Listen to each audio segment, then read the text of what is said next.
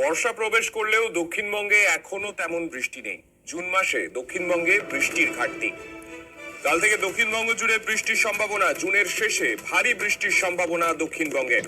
আমাদের সঙ্গে রয়েছেন আমাদের প্রতিনিধি বিশ্বজিৎ থেকে আরো বিস্তারিত জানতে চাইব। বিশ্বজিৎ, এই জুন মাসের যে বৃষ্টির ঘাটতি, জুন মাসের শেষে কি সেটা কিছুটা হলেও কমতে পারে কি মনে করছে আলিপুর আবহাওয়া দপ্তর? না, একেবারে জুনের শেষে যেহেতু বৃষ্টি হবে, তা জুনের যে ঘাটতি, সেই ঘাটতি খুব একটা মিটবে বলে আবহাওয়াবিদরা আশা করছেন না। তবে আশার কথা যে জুন মাসের শেষ এবং জুলাই অবশেষে সেই বর্ষার বৃষ্টি, অর্থাৎ বর্ষা এলেও দক্ষিণ পশ্চিম মৌসুমী বায়ু এই মুহূর্তে দক্ষিণবঙ্গের প্রায় সব জেলাতেই চলে এসেছে, আর পশ্চিমের জেলাগুলো বাকি রয়েছে। কিন্তু এই এখনো বর্ষার যে বৃষ্টি, বর্ষার যে আবহাওয়া, সেই আবহাওয়া এখনো দক্ষিণবঙ্গে আসেনি।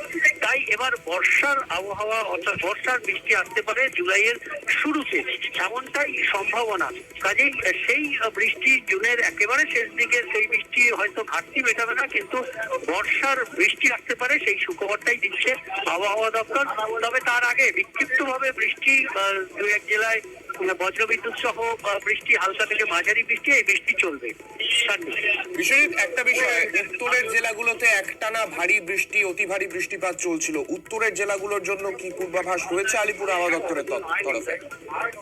দেখো, উত্তরবঙ্গে আবারও ফের ভারী থেকে অতি ভারী বৃষ্টির সতর্কতা থাকছে, কারণ দুদিনের বিরতি কথা জানিয়েছিল আলিপুর আবহাওয়া দপ্তর, এবং আজ থেকে ভারী বৃষ্টি শুরু হচ্ছে এবং আগামীকাল থেকে অতি ভারী বৃষ্টির সম্ভাবনা থাকছে। জলপাইগুড়ি, আলিপুরদুয়ার, কোচবিহারে যেমন আগামী মঙ্গল ও বুধবার এবং বৃহস্পতি ও শুক্রবার দার্জিলিং, কালিম্পং আর পার্বত্য এলাকাতেও ভারী থেকে অতি ভারী বৃষ্টির সতর্কতা দিচ্ছে আলিপুর আবহাওয়া দপ্তর। কাজেই শুধুমাত্র উত্তরবঙ্গ নয়, সিকিম, ভুটান এবং উত্তর পূর্ব ভারতের রাজ্যগুলিতেও ভারী বৃষ্টির সম্ভাবনা থাকছে। আর তাই আরো একবার সপ্তাহান্তে দুর্যোগে দুর্ভোগ হতে পারে উত্তরবঙ্গের পার্বত্য এলাকায়। সেখানে ধস নামতে পারে, নদীর জলস্তর বাড়তে পারে, নিচু এলাকা প্লাবিত হতে পারে। অর্থাৎ উত্তরবঙ্গে ভারী বৃষ্টি, বিরতির পর আরো এক দফায় ভারী থেকে অতি ভারী বৃষ্টির সতর্কতা থাকছে উত্তরবঙ্গের জেলাগুলির ক্ষেত্রে। এবং নিচের দিকে মালদা ও দুই দিনাজপুর, সেখানেও আগামী 24 থেকে 48 ঘন্টায় বজ্রবিদ্যুৎ সহ হালকা মাঝারি বৃষ্টির সম্ভাবনা থাকছে।